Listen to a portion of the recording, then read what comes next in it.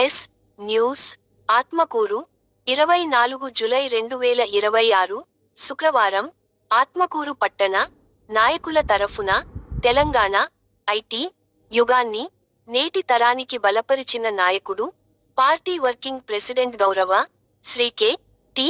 రామారావుకు జన్మదిన శుభాకాంక్షలు తెలిపారు.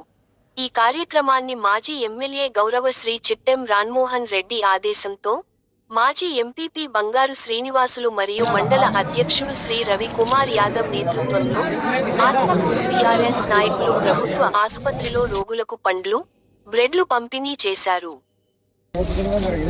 సామాజిక సేవతో కూడిన ఈ కార్యక్రమం ప్రజా సంక్షేమానికి పాలుపంచేందుకు మరింత స్ఫూర్తివంతంగా నిలుస్తుందని వారు ఈ సందర్భంగా తెలిపారు.